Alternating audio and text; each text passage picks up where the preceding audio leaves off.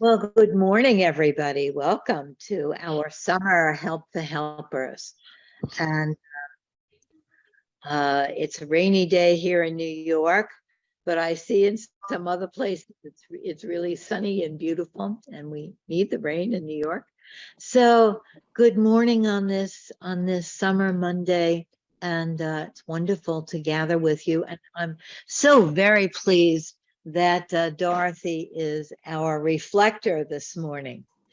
And all of you know Dorothy, so I don't have to really introduce her, except to say she's a long time focusing oriented therapist and integrates focusing with self-psychology, and has been sort of, what should I say, possessed with the passion of poetry. And it has been so wonderful. Dorothy has given us the most amazing poems for the whole year. And I was suggesting to Dorothy that she give us as a gift. Of course, she's given us so many gifts, but one more would never hurt, of course, right? Of a list of all of the poems that we have experienced with her over this year. Maybe we could even get them printed up and have a little book of Help the Helpers poems of 20, 21, 22, or something like that. It's just a thought, and some of you might take up that thought and make something for us. So good morning to Jim, good morning to Rachel, and Dorothy has a challenging poem for us, which I'm really intrigued by, because so many of the poems have just been right there and they grip us. And this is one that we have to struggle for a little bit. And I think this is going to be focusing challenge for us to listen with our focusing ears to the deeper level. And I think focusing people are very good at listening and understanding poetry, because poetry is something that deliberately you can't just with your head. The poet doesn't want that, right? It's a way of teasing you into this deeper level. So focusing is very much, poetry is very much a focusing tool. It's that edge of awareness, that horizon line of experience that we go to in focusing of metaphor and image, where poetry comes alive, right? And so I'm delighted that we're going to have this experience with Dorothy together. So Dorothy, you're on. Okay, thank you so much, Lynn. And hello, everyone, and welcome from whatever country you are from and whatever time zone. I'm so glad you're here, and that I get to share these thoughts with you.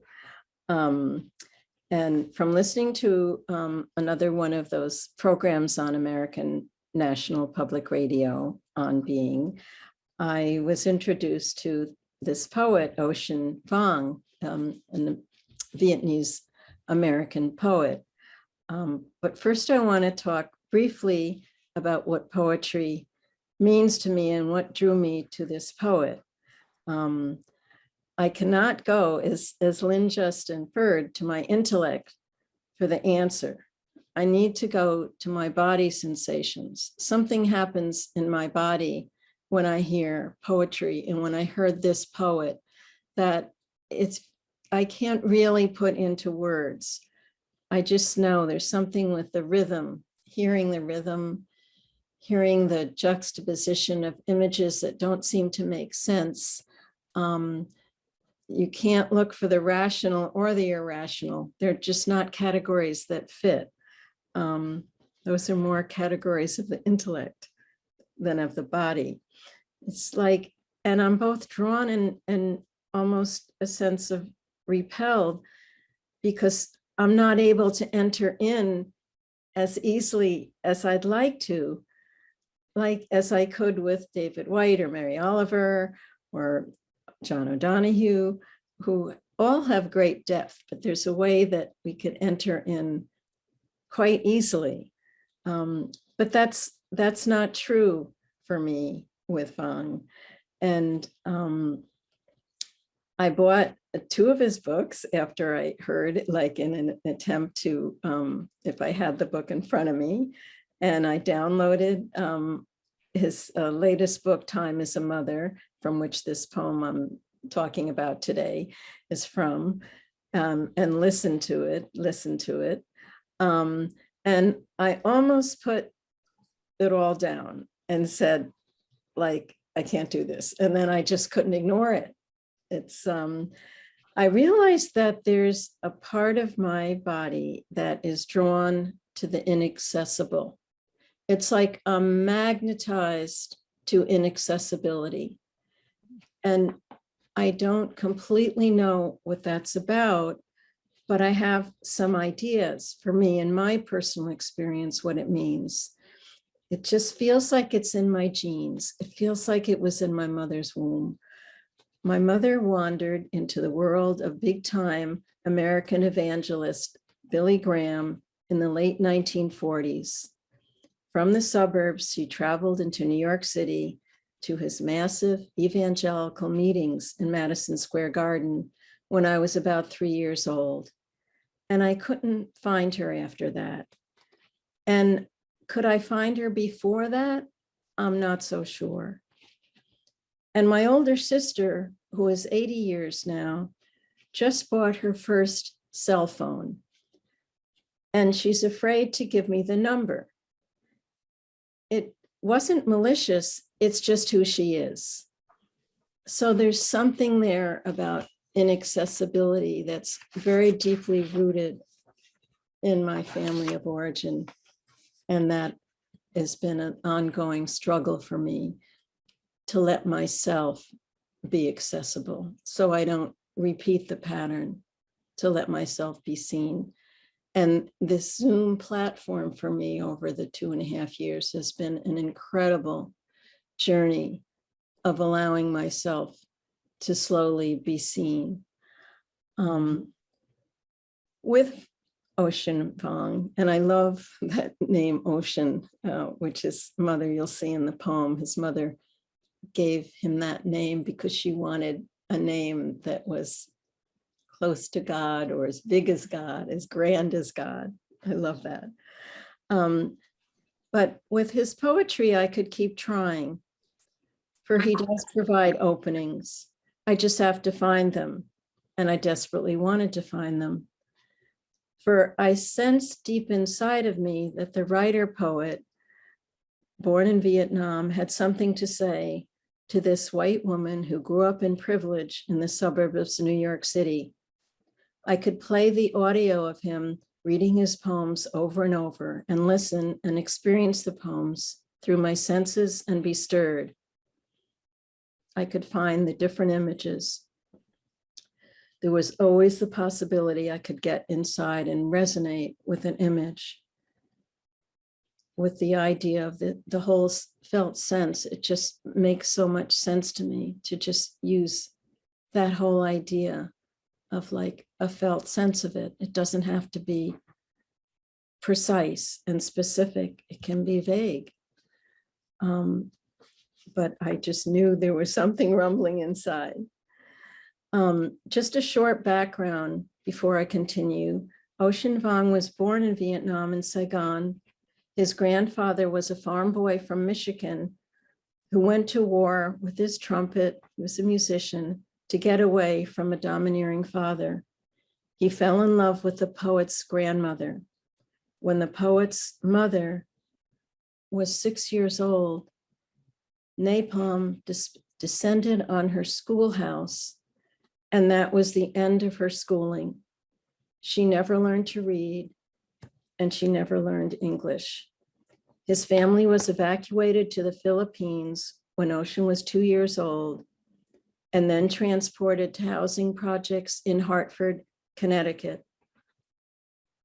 Ocean was dyslexic and did not learn to read until he was about 11 years old. Years later, he went to Brooklyn College, discovered his passion for writing, and went on to win many awards. Taught at U of Mass and now the MFA program in New York City, and he's 33 years old. Dear Rose, the poem I picked, a tribute to his mother, whose American name is Rose, is filled, as one person described it, the sense of eternal absence with continuous presence. Violence and delicacy collide, and so do destruction and transformation. The images just come whirring through the poem, particularly of Rose, of bullets, of the fish sauce that his mother made almost every day. A major image is one of displacement from Vietnam, coming to America, from speech to writing, paradoxically writing a poem to his mother, addressing his mother who cannot read. And through this lens of this poem, there's such a strong reaching for her, for his mother, as if she were still alive. I believe she died when Ocean was 28 of lung cancer. So another image in the poem is survival. Like there's this blending of his mother and the reader and himself. And sometimes it's hard to distinguish who he's talking to. And this whole idea of surviving from violence through writing. And he makes a reference, and he says that many Asian immigrants became writers as a way of survival. So I mentioned about the visceral piece, the images, the fish sauce, a staple in the family, and also the image of the bullet that killed her younger brother during the Vietnam War. It's a long poem, so I'm going to read a few parts and then open to responses, and then read a little bit more, and then we'll break for the groups. I invite you to just breathe deeply and prepare yourself to listen and stay open to whatever comes. Don't worry about traveling off with an image and losing concentration. I did ask Christine to send you, I think she's going to send you a copy of the poem. But remember, I'm just reading parts of it. And just allow your felt senses to emerge and be gentle with yourself. So here goes. Just take a couple of breaths together as Dorothy gets ready to read us the poem. And if you have a pen or a pencil handy, or your phone, write anything down that you want to remember. But we're doing this as a kind of meditation together. That was so cool, Dorothy, what you said about yourself and about your mother and about the poet and his background. Thank you. Thank you. Dear Rose, I have known the body of my mother, sick and then dying, Roland Barthes. Let me begin again now that you're gone, Ma. If you're reading this, then you survived your life into this one. If you're reading this, then the bullet doesn't know us yet. But I know, Ma, you can't read napalm fallen on your schoolhouse at 6. And that was it. They say a word is only what it signifies. That's how I know the arrowhead in my back means I'm finally pretty. A word like bullet hovers in an amber afternoon on its way to meaning the book opens like a door, but the only one you ever read was a coffin. Its hinges swing shut on lush descriptions of a brother. I point to you, to me today, a Thursday. I took a long walk alone. It didn't work. Kept stopping to touch my shadow, just in case feeling is the only truth. And there, down there, between thumb and forefinger, an ant racing in circles, then zigzag. I wanted significance, but think it was just the load he was bearing. That unhinged him. Another ant, curled and cold, lifted on his shoulders. They looked like a set of quotations, missing speech, it said. They can carry over, it said, they can carry over 5,000 times their mass. But it's often breadcrumbs, not brothers, that get carried home.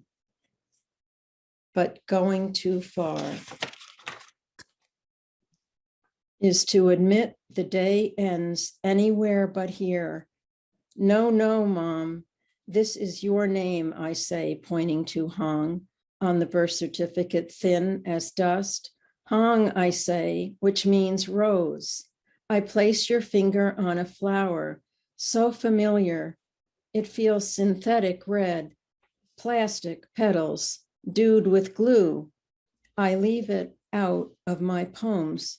I turn from its face, cliched, oversized head, frayed at the edges, like something ruptured by a bullet. I was born because you were starving, but how can anything be found with only two hands? With only two hands, you dumped a garbage bag of anchovies into the glass jar. The day was harmless, a breeze hovering in amber light above us, gray New England branches swayed without touching to make fish sauce, you said. You must hear the scent of corpses. You must bear the scent of corpses, salted and crushed, a year in a jar. Tall as a boy, they dropped with slick thumps, like bullets. Each word must stop somewhere. Why not a yellow poet? I put in the fish sauce. I take out the fish sauce. I dance on the line until I am the line. They cross or cross out. They nearly killed me, you said, for being white. That's a pause there. And I'd like to invite us to take another breath and to just open it up to any thoughts that may have come to you or might have been triggered for you at this time. Thank you, Dorothy, for your words in this poem. I guess what is really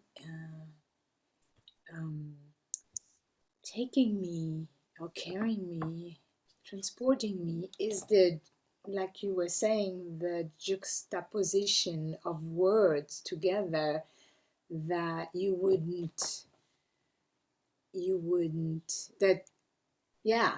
imagine, or that don't seem to make sense, but it really gives a kind of jarring first sense inside, and also like an opening taking me somewhere else.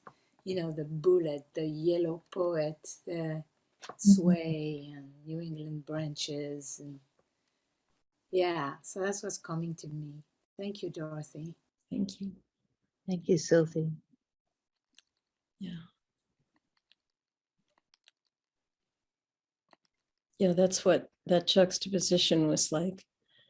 Just when I thought there was an opening, like the door opens, and then it immediately is followed by the shutting and the image of the corpses. So that's what Yeah. I experienced too. Yeah. I, I just got up, so I'm not fully awake, Dorothy. This is Shashi, and my voice has become even more hoarse than before. But I like the image of two aunts as quotation marks that look like quotation marks, going crazy, and they could carry so much weight, but then they are carrying dead crumbs and not the dead bodies of their brothers or something like that, you know. There is so much, and I really imagined him walking on the street and bending down to pick something, and maybe two ants crawled on his finger and they saw it like that. And then he, instead of painting it, he put it in words in a picture like that, that one can go so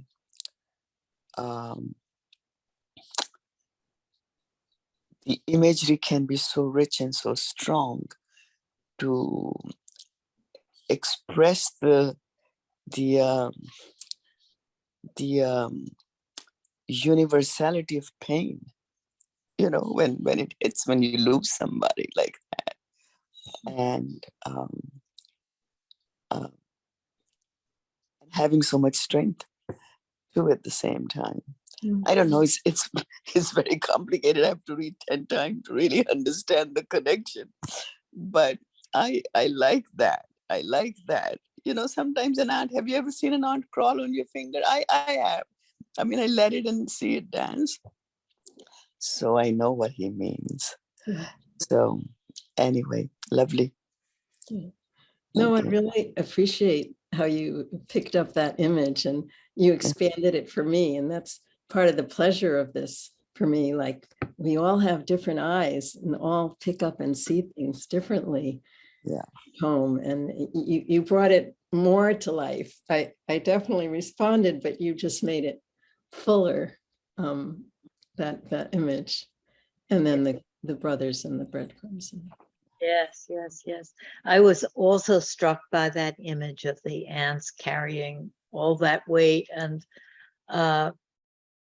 that they more often carry the breadcrumbs than the dead brothers. And then I was thinking that his poem is making the dead brother into breadcrumbs in a way. He's feeding us with this intermingling of trauma and life and poignance and love and dailiness, along with those stark memories that are haunting. May I say something? Yeah. Dorothy, I am familiar with the aroma of the anchovy, the fish sauce, and I was sort of taken by the contrast between that. It's not a very pleasant aroma, and the rose as the flower, and the petals, and his mother. They're just like within. There's so much richness, visually, aromatically for me, and then the level of grief and of a sense of celebrating his mother. It's just, yeah, I was very taken by the imagery relating it to aromas. So thank you. Yes. Yeah. Yeah. I really felt, I think that's why I mentioned the fish sauce, because it permeates the poem. And I just appreciate the way you experienced his love of his mother.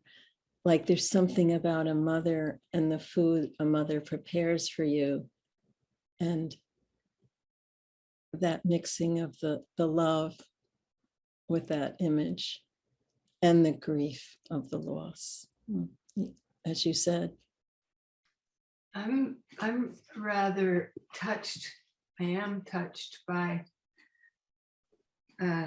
Sashi's words, universality of pain, and it feels like that needs to become a poem in me.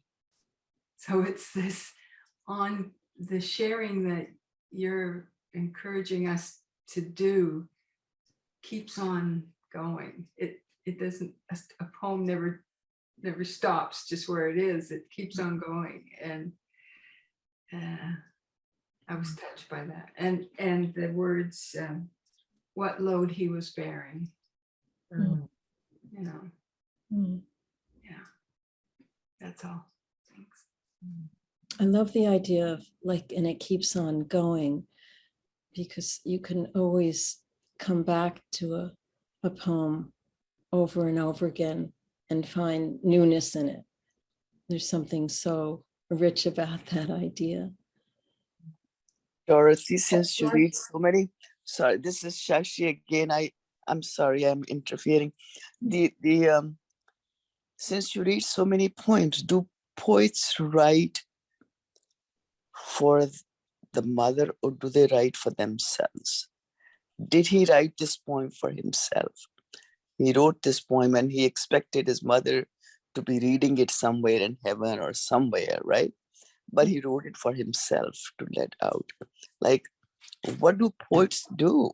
Do they write for themselves or they write for the world? I think it's some of both. I think he's writing for himself, and his healing writing is survival. It became survival for him. I haven't gotten to all the images, but he experienced such racism and such so marginalized. And also he's a gay poet. So and a gay Asian poet in America, there's an awful lot of hatred. So I think, in my opinion, he's writing in part as a survival tool, but he really takes in his mother. There's so many references that he's writing it to his mother, and his mother is alive inside of him. And he's writing to all of us to hear, like he has many messages for us. It's a wonderful question. Thank you. I'm curious if other people have some thoughts.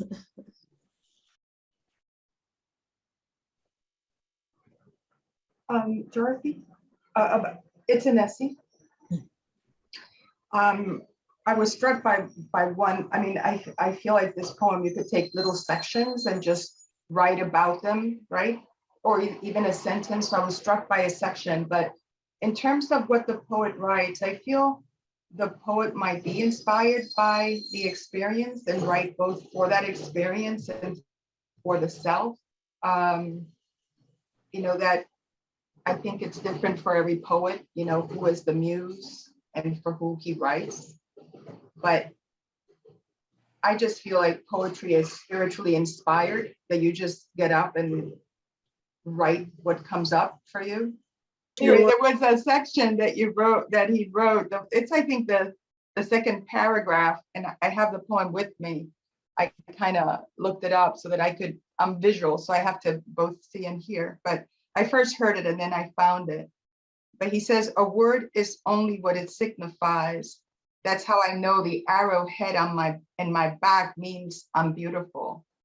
A word like a bullet hovers in an amber afternoon on its way to meaning the book opens like a door, but the only one you ever read was a coffin, its hinges swung.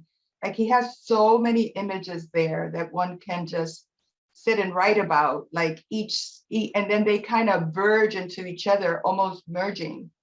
And they're each telling a story, and you think you know the story, but then the story changes, almost like a dream that changes in context, and you go from one section to another, kind of like a multiple dream, because there's like different levels to the story.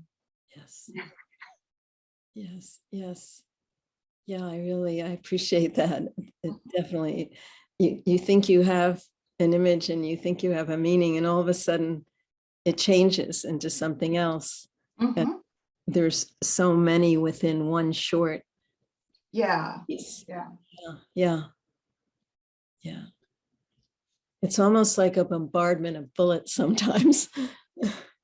Yeah, and one could, and one can say that he wants us to experience that experience of being bombarded by all the different experiences of loss and grief.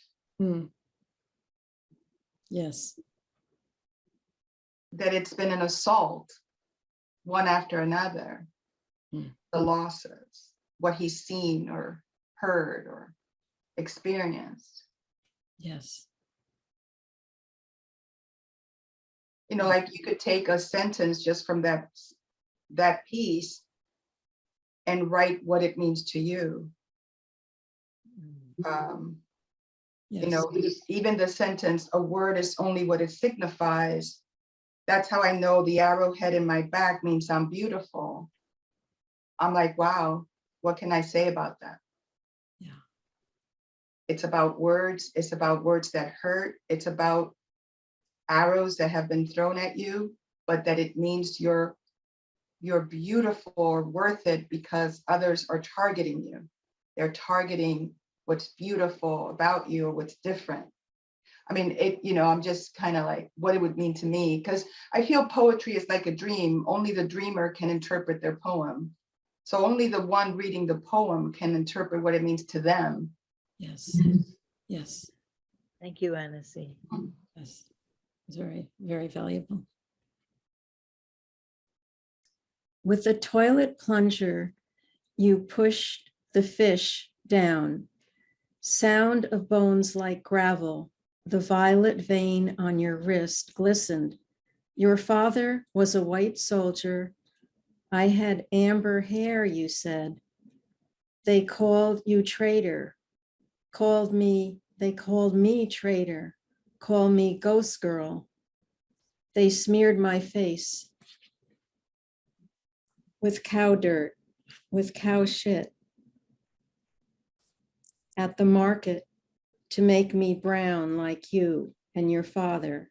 The eyes glared from inside the jar. Inside the jar. They shot my brother. You said, looking down, but away from the dead eyes, my little brother, if reading is to live in two worlds at once, why is he not here? Ben said you can do anything in a poem. So I stepped right out of it into this one. To be entered is to be redefined. And skipping a little bit, going on. Pink rose hung, Mom. Are you reading this, dear reader? Are you my mom yet? I cannot find her without you.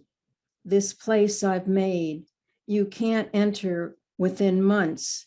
Their meat will melt into brown mucus, rot, almost sauce. The linear fish spine dissolved. By time at last. Pungent scent of ghosts, you said.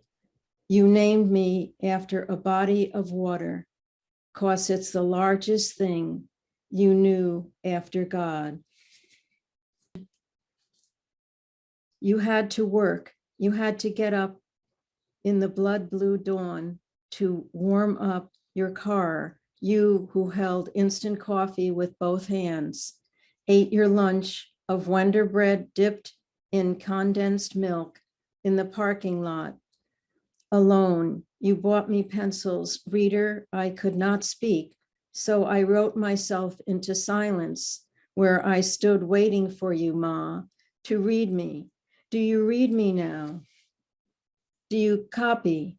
Mayday, Mayday, you who dreamed of dipping shreds of chicken into fish sauce. As you hid in the caves above your village, you white devil girls, starving ghosts, but I shouldn't have been so hungry, you said, looking up at the leaves vermilion through the brother blue sky. I hated my hunger, the veins on your fist, the jar all amber, crush, empty as a word, less mine. Stop writing about your mother, they said, but I can never take out the rose. It blooms back as my own pink mouth. How can I tell you this when you're always to the right of meaning?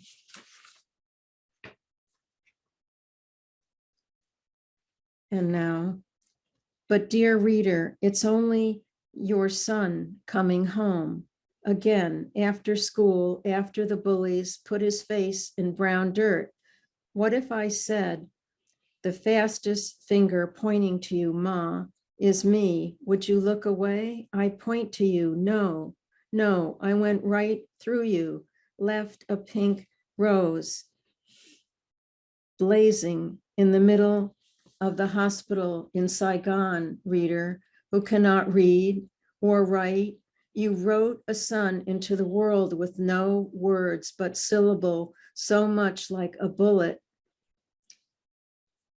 It's here, fills you today, a Thursday, partly cloudy, a little wind. I kneel to write our names on the sidewalk and wait for the letters to signal a future, an arrow pointing to a way out.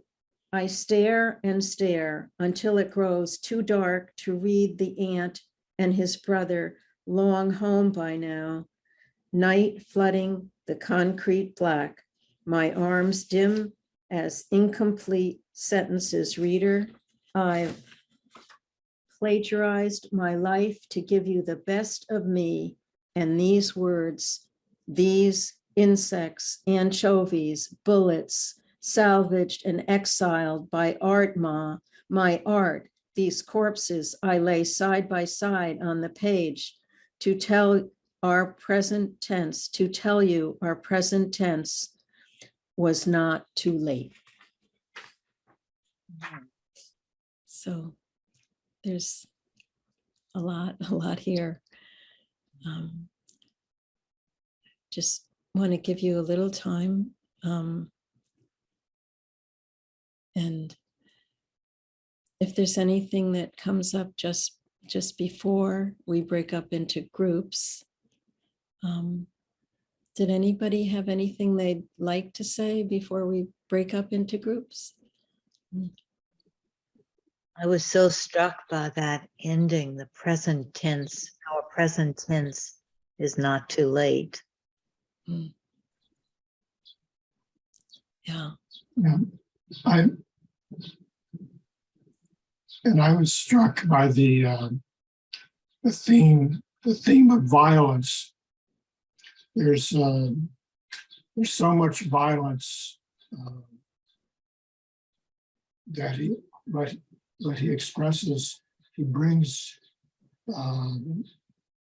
hope into his vision of, or his experiences. And clearly he experienced much of this violence, but he finds beautiful ways of humanizing the experience in spite of that.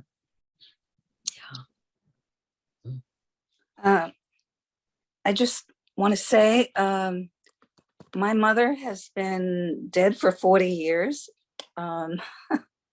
And I wake up thinking about her a lot, and I can really relate to the poem in many ways.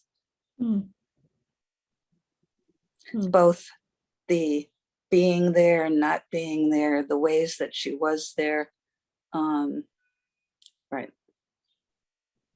The meaning of her life, so much.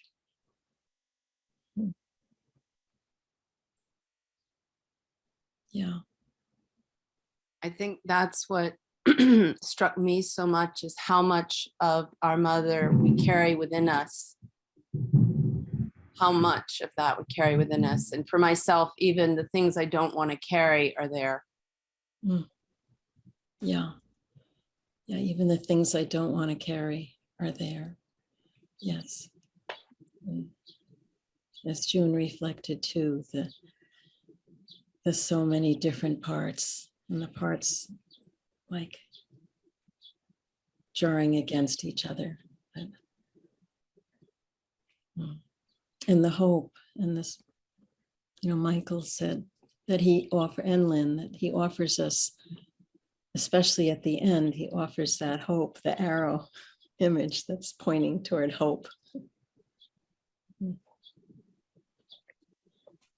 I want to invite you to go into our groups now, and just before we do, maybe just to close our eyes for a minute and just to reground ourselves with our feet solid on a ground or a stool, whatever best holds you,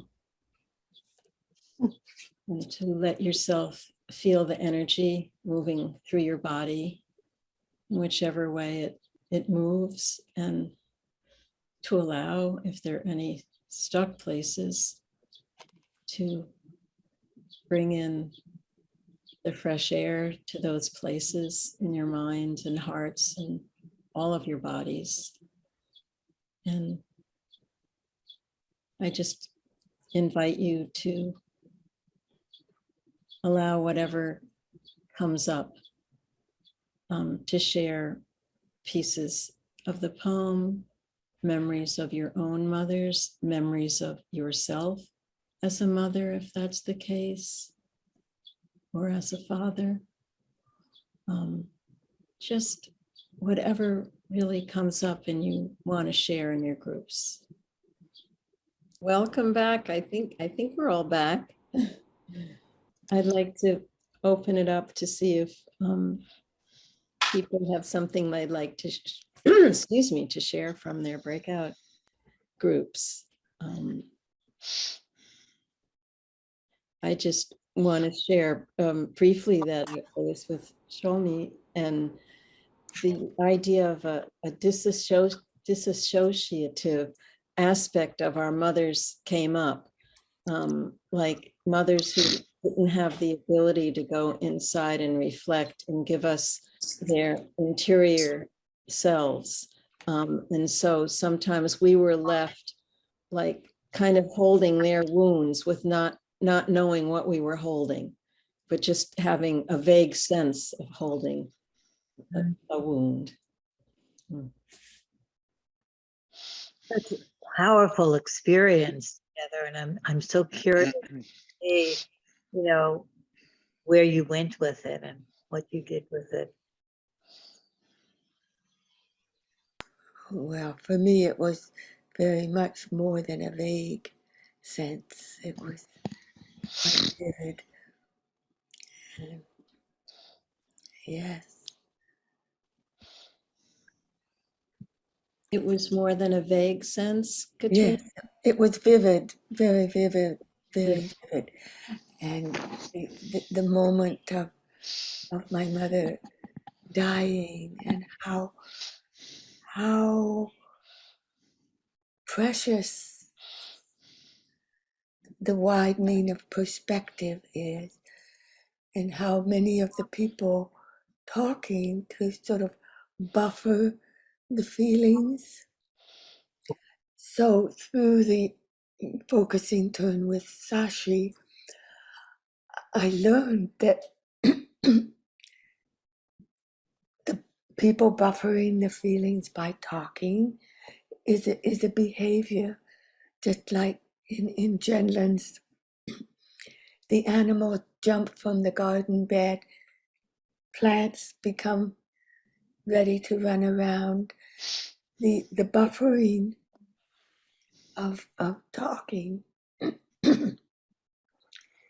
it's a natural process. So that with the gift of your lesson for us today, Dorothy, for me, it's kind of a freedom.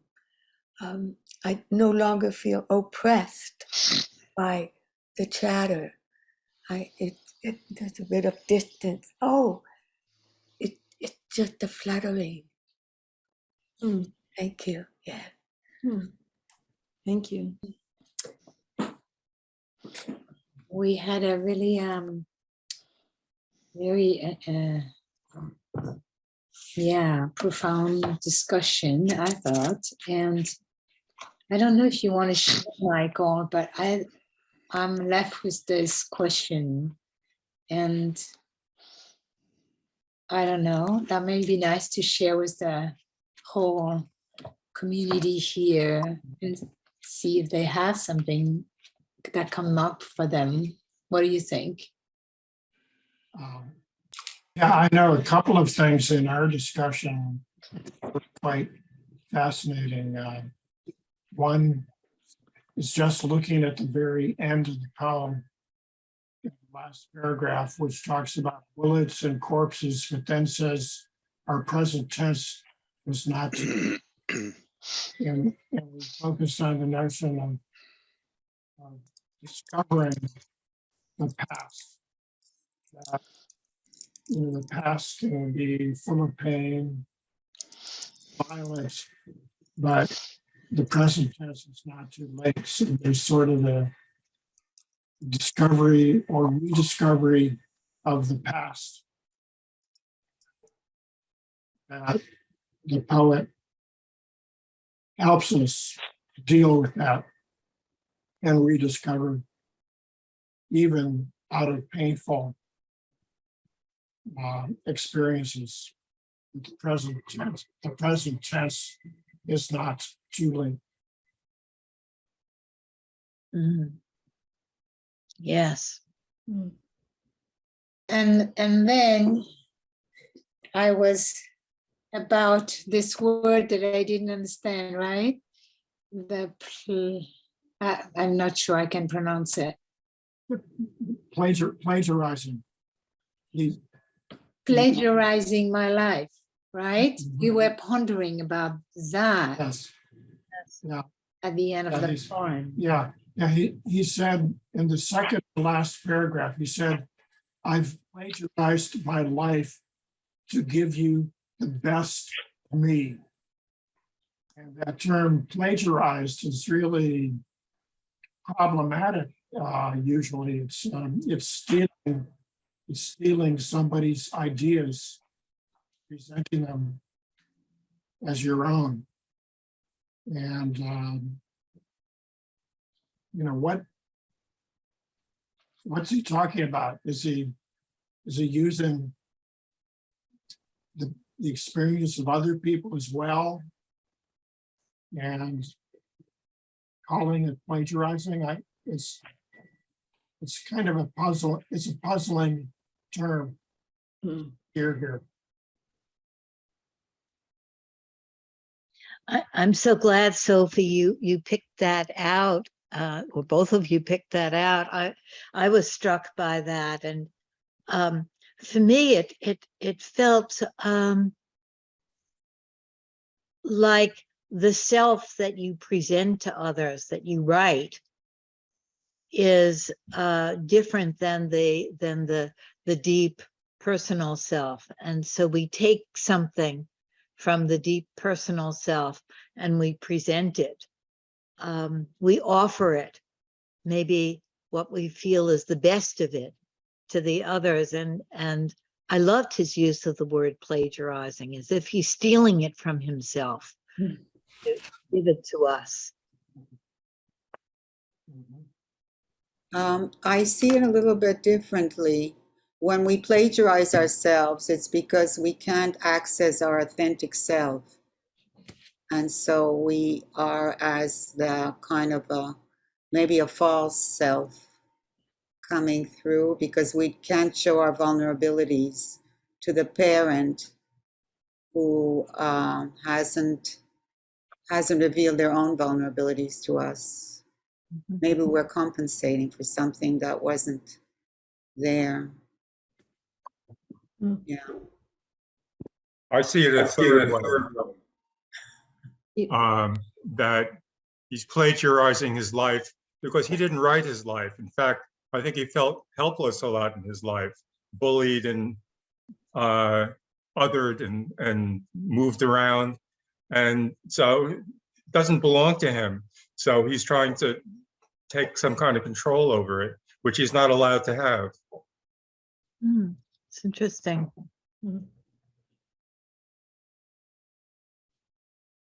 Well, the plagiarized part of ourselves is the dissociated part, I would say. It's not the authentic. It's not the authentic self. It's so wonderful how we're each having our own associations to this, and that means that it's so evocative for us that we can make it mean, you know, as Jean would say, what do you want this word to mean? What would you want this line to mean? And it means something profound for each of us in a different way, maybe. What's interesting to me too is that I'll hear one person's interpretation, or Sophie and Michael, and then, you know, I'll hear Sholmet and Jim, and I find myself, oh yes, oh yes, oh yes. It's like all of it, you know, and so it shifts around. My interpretation then becomes many interpretations inside of me.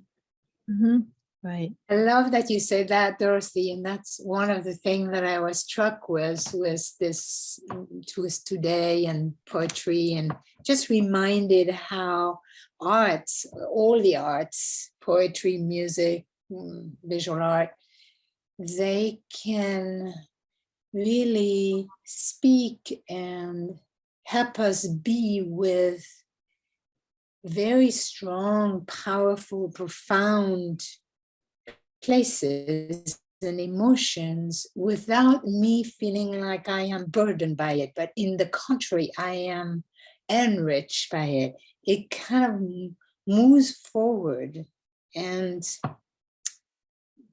yeah, that's what I love about art, how we can just go with the darkest, and you know, I'm not destroyed here. I'm not, you know, like, you know, I can keep relating. Yeah. Yes. Yes. The imagery Christine said to me in after the breakout room, wow, the imagery was, I forget the word you used, Christine, very difficult, or I think I can't remember what I say either. really violent. Hardcore. I said hardcore. Hardcore, right. And what I was struck by was the redemptive nature of the poem, to use a word from your background, Dorothy, that the ugliness and terror and horror, there's a kind of real horror in the imagery, is redeemed in the poem, put together in some way that you see the beauty of the struggle of life and the hopefulness that he's conveying, and the love through it all, and the survival and the persistence of life through all of it. It's as if he's carrying forward the trauma that can be frozen and stuck and unspeakable, and he's finding a way to speak it so that it opens up, so that the